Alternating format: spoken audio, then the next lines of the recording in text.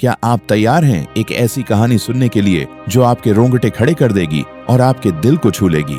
यह है नीलम की कहानी, एक नागिन की जिसने अपने वचन के लिए न केवल अपनी शक्तियों को दांव पर लगाया बल्कि एक शापित आत्मा से टकराई जिसका इरादा था सब कुछ तबाह करना।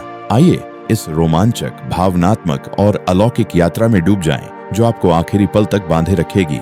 नीलम नागलोक की सबसे खूबसूरत और शक्तिशाली नागिन थी। उसकी आंखें सितारों सी चमकती थीं और उसका दिल सोने सा साफ था।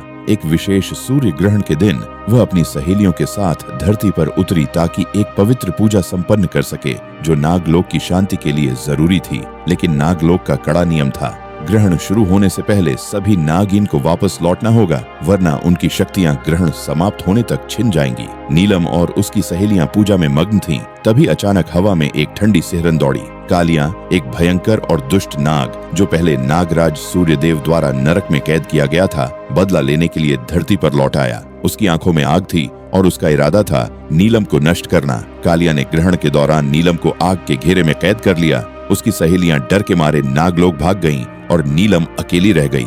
जैसे ही ग्रहण शुरू हुआ, नीलम की शक्तियां कमजोर पड़ने लगीं और वह असहाय हो गई। तभी पास के गांव का एक नेक इंसान लक्ष्मण नीलम की चीखें सुनकर दौड़ा आया। उसने अपनी जान की परवाह न करते हुए नीलम को आग से बचाया, लेकिन कालिया की क्रूरता ने लक्ष्मण की जान ले ली। नीलम का दिल टूट गया। उसने प्रण किया कि वह लक्ष्मण की बेटी सावित्री की रक्षा करेगी, चाहे इसके लिए उसे कोई भी कीमत चुकानी पड़े। सावित्री एक मासूम और सुंदर लड़की थी, लेकिन उसके रिश्तेदार उसे परेशान करते थे। नीलम ने फैसला किया कि वह सावित्री का विवाह उसके चचेरे भाई रुद्र से कराएगी। रुद्र एक साहसी और नेक दिल युवक था, लेकिन वह और सावित्री एक दूसरे से अनजान थे।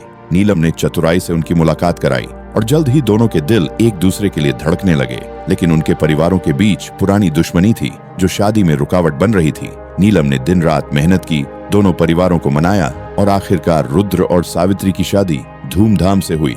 गांव में खुशियां छा गईं, लेकिन यह खुशी ज्यादा दिन नहीं टिकी। नागराज सूर्यदेव प्रकट हुए और नीलम को नागलोक लौटने का आदेश दिया। नीलम ने हाथ जोड़कर विनती की, हे नागराज, मैं सावित्री की रक्षा के लिए रुकना चाहती हूँ। जब तक वह सुरक्षित नहीं होगी मैं नहीं लौट सकती। उसने वादा किया कि जब सावित्री एक दिव्य बच्चे को जन्म देगी जो कालिया से उसकी रक्षा करेगा, तब वह नागलोक लौट जाएगी। सूर्यदेव ने उसकी भक्ति और निष्ठा देखकर उसकी बात मान ली। उन्होंने नीलम को एक अनमोल शक्ति दी, मृत्यु को भी हराने की शक्ति।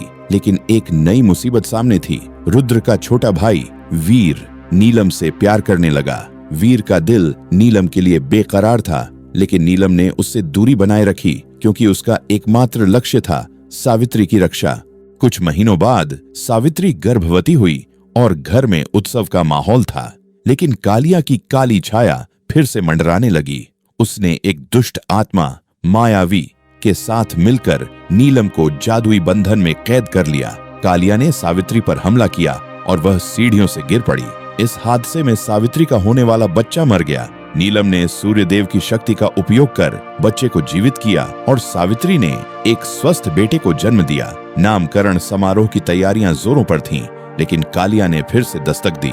उसने नीलम को चेतावनी दी, यह बच्चा एक अशुभ समय पर पैदा हुआ है, रुद्र की जान खतरे में है। नीलम ने नागलोक लौटने का फैसला टाल दिया। उसने सावित्री को माता लक्ष्मी के 8 रूपों अष्टलक्ष्मी की पूजा करने को कहा ताकि रुद्र की रक्षा हो सके। अष्टलक्ष्मी ने सावित्री को आशीर्वाद दिया और बताया कि कालिया का श्राप तभी टूटेगा जब सावित्री के परिवार का कोई सदस्य हिमालय में माता दुर्गा की विशेष पूजा करेगा। लेकिन हिमालय की बर्फीली चोटियां इतनी खतरनाक थीं कि कोई इंसान वहां लंबे समय तक जीवित नहीं रह सकता।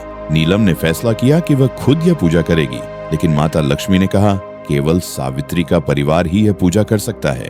नीलम ने सावित्री को घर में 9 दिनों तक लगातार माता दुर्गा की पूजा करने को कहा। उधर उसने एक बड़ा फैसला लिया। उसने वीर से जल्दबाजी में विवाह कर लिया ताकि वह सावित्री के परिवार की सदस्य बन जाए और पूजा करने की योग्यता हासिल कर ले। वीर को बिना बताए नीलम हिमालय के लिए रवाना हो गई। वीर ने अपने परिवार को शादी की बात बताई, लेकिन किसी ने उसका यकीन नहीं किया। वह नीलम की तलाश में हिमालय की बर्फीली वादियों में भटकने लगा। आखिरकार उसे एक छोटा सा दुर्गा मंदिर मिला जहां नीलम पूजा कर रही थी। 9वां दिन आया, एक सूर्य ग्रहण का दिन। कालिया ने वीर को कैद कर लिया और नीलम को मंदिर से बाहर आने के लिए मजबूर किया। जैसे ही ग्रहण शुरू हुआ, नीलम की शक्तियां खत्म हो गईं। वीर ने अपनी जान की परवाह न करते हुए नीलम को मंदिर तक पहुंचाया। नीलम ने कांपते हाथों से अंतिम पूजा पूरी की। इसी बीच कालिया ने रुद्र का रूप धरकर सावित्री के घर पहुंचकर उसे धोखा देने की कोशिश की। सावित्री ने उसका विरोध किया और गांव में हंगामा मच गया। वीर और कालिया आमने सामने आ गए। नीलम यह देखकर कि माता दुर्गा अब तक प्रकट नहीं हुई, निराश हो गई। उसने अपने वचन को पूरा करने के लिए आग में कूदकर अपनी जान दे दी। लेकिन तभी मंदिर में एक चमकदार प्रकाश फैला। माता दुर्गा प्रकट हुई। उन्होंने नीलम को राख से पुनर्जन्म दिया और उसे कालिया को खत्म करने की शक्ति दी। नीलम ने एक भयंकर युद्ध में कालिया का अंत किया। रुद्र अपने दोस्त की मदद से बच गया और सावित्री की जान भी सुरक्षित रही। नागराज सूर्यदेव प्रकट हुए और नीलम को नागलोक लौटने को कहा। नीलम ने सावित्री, रुद्र और वीर को आंसुओं के साथ अलविदा कहा। वीर का दिल टूट गया और वह अकेला रह गया। लेकिन तभी सूर्यदेव फिर से प्रकट हुए। उन्होंने मुस्कुराते हुए कहा, नीलम अब अविवाहित नागिन नहीं है, वह वीर की पत्नी है और उसका स्थान धरती पर है। नीलम और वीर एक दूसरे के साथ खुशी खुशी रहने लगे। सावित्री का बेटा बड़ा हुआ और एक दिव्य शक्ति के रूप में अपनी माँ और परिवार की रक्षा करता रहा। यह थी नीलम की कहानी। प्रेम, बलिदान और वीरता की एक अनोखी दास्तान। क्या आप भी अपने वचनों के लिए इतना बड़ा त्याग कर सकते हैं? हमें कमेंट में बताएं और इस कहानी को अपने दोस्तों के साथ शेयर करें। माता दुर्गा की जय हो।